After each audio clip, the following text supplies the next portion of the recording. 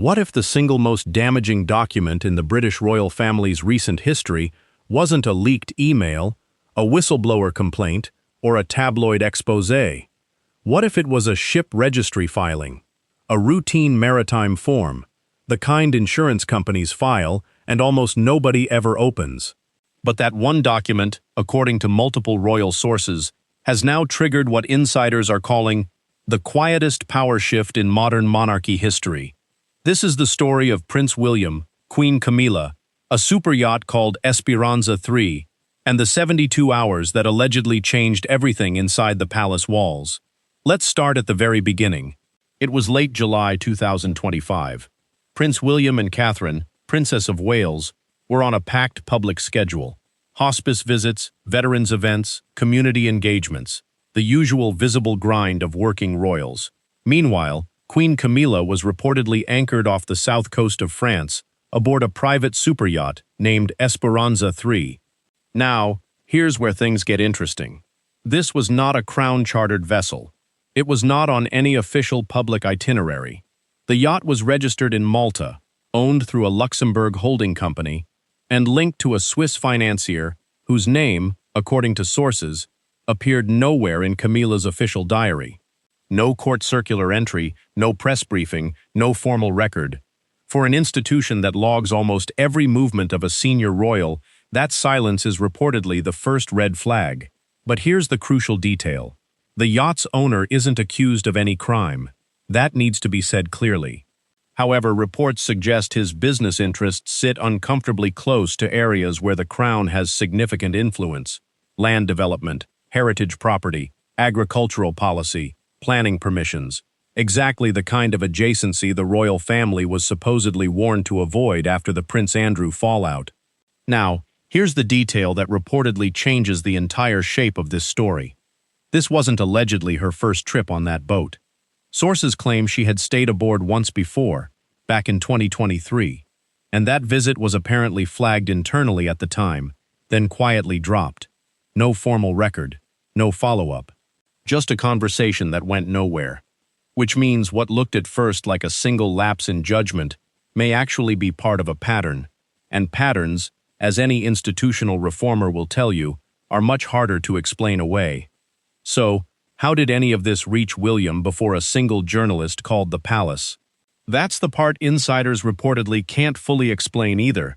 Someone inside that small circle, allegedly a guest, a staff member, or someone close to the yacht's owner, made sure the details landed at Kensington Palace directly. In royal terms, that's not just a leak. That's someone deciding this was serious enough to go straight to the future king. And if you know anything about how William reportedly operates, that detail alone should give you pause. He doesn't do public confrontation. He doesn't leak counter-narratives. He doesn't grandstand. Sources close to the household describe his pattern as quiet, methodical removal. Think about it.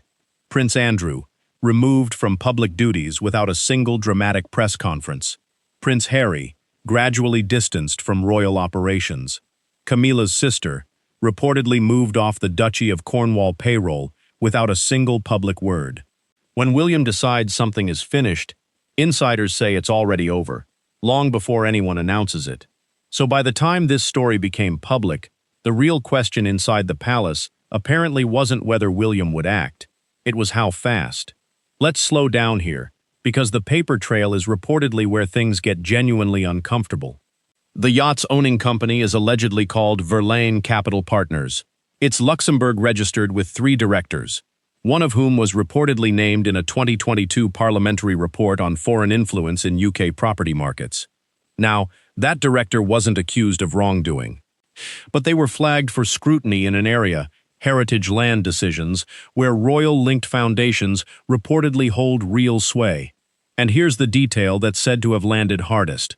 Senior royals are required to declare hospitality above a certain value through internal palace channels. Camilla's July 2025 trip, according to sources, never appeared in those records. Neither apparently did the 2023 trip. Then investigators inside William's team allegedly cross-referenced a £40,000 donation from that same holding company against 1. The dates of both yacht trips, 2. a 2024 heritage planning application in Somerset, reviewed by a panel that included royal-appointed advisors. That application was rejected, for what it's worth. Nobody is claiming Camilla intervened, but the appearance alone, sources suggest, was exactly the kind of conflict William's own reforms were designed to prevent. Which brings us to the meeting that reportedly changed everything. First week of September 2025, Kensington Palace, not Buckingham Palace. A location choice insiders say was deliberate. 3 officials in the room, including one from the king's household, who was, according to sources, ordered to attend rather than invited.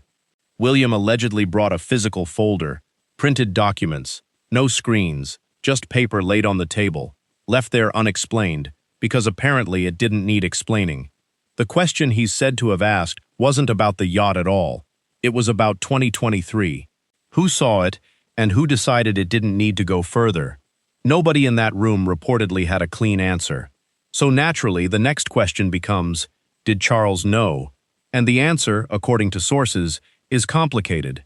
He'd allegedly been told about the July trip, but only in passing. The way a husband hears, "I'm away with friends," not as a formal disclosure. No mention of the yacht's owner. No mention of the holding company. No mention of the donation. William is said to have responded to that gap plainly. The system failed to protect the right things. Then, according to sources, he laid out 3 demands. 1. Full written disclosure of both trips within 7 days. 2. A complete review of Camilla's patronages for outside donor links. 3. An immediate halt to any contact between her household and the yacht's owner. Camilla reportedly pushed back through Charles. The king is said to have argued there was no intent to deceive, and that a formal review would only hand the press a bigger story than the one that already existed. William's reported reply was blunt. The story was already out. The only choice left was managing it or being buried by it. Charles didn't say yes right away, but sources say he didn't say no either. And that hesitation might be the most telling detail in this entire story. Because here's something worth sitting with for a moment. Charles has been managing cancer treatment since early 2024. His public engagements have been scaled back. His working capacity, understandably, isn't what it was. Over the past 2 years, more and more of the palace's day-to-day decision-making has reportedly shifted onto William, not through any dramatic power grab, but simply because someone has to run things when the person at the top needs to rest. That's not a coup. It's what happens in any institution when leadership is temporarily reduced and a capable deputy is standing by. But it does mean that by September 2025, Charles's ability to shield Camilla was already structurally weaker than it would have been 2 years earlier. The following 72 hours were reportedly some of the tensest the household has experienced in years. Charles spoke with Camilla. Her advisors spoke with palace lawyers, and at some point, she was reportedly asked directly about a 2023 meeting between one of the yacht guests and a member of her own patronage advisory board. A meeting she claims she knew nothing about, which, if true, raises an uncomfortable follow-up. If she didn't know, someone in her circle apparently arranged it without telling her.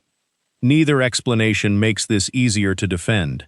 By Thursday evening, sources say Charles made the call. Proceed with the review. Treat Camilla with dignity. Nothing goes public without his knowledge. First, William reportedly agreed to the last 2 conditions.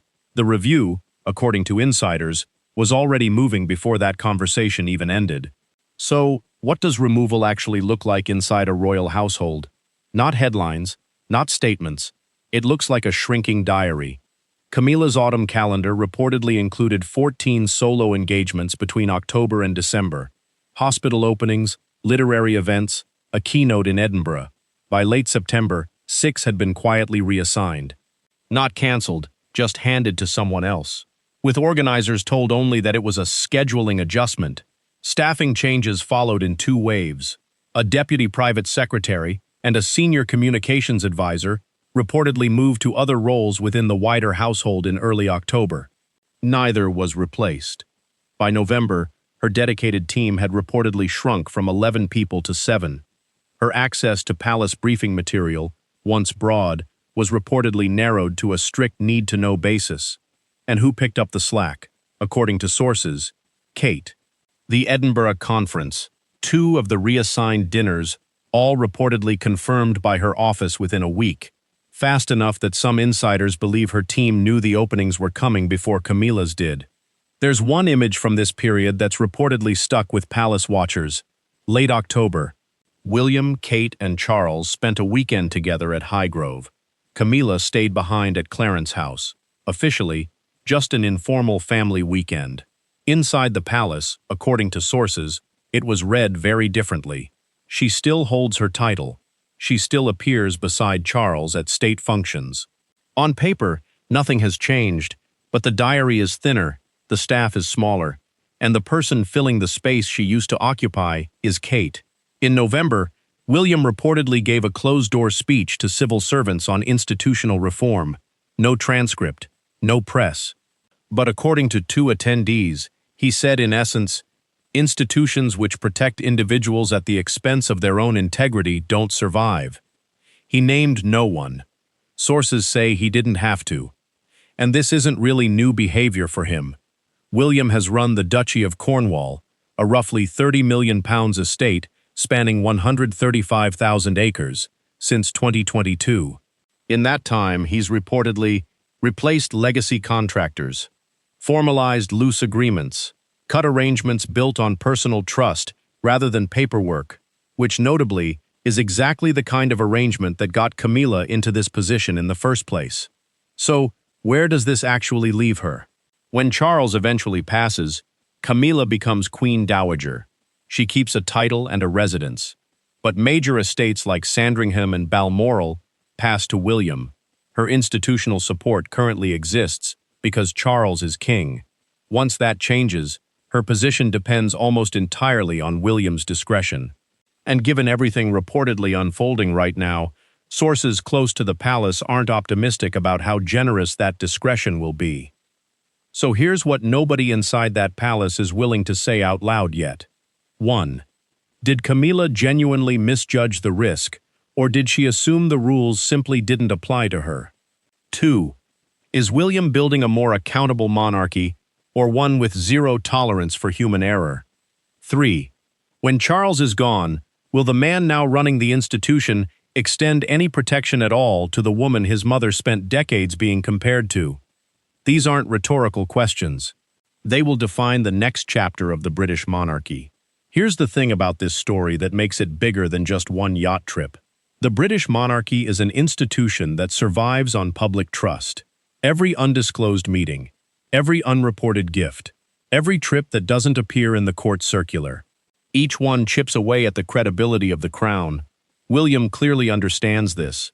Whether his approach is too harsh or exactly what's needed, that's for history to decide.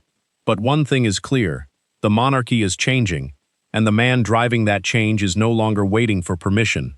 If you found this analysis valuable, hit subscribe and turn on notifications. We're tracking this story as it unfolds, and we'll bring you every update with the same depth and neutrality. Drop a comment below. Do you think William is right to take this approach? Or is he being too harsh on Camilla?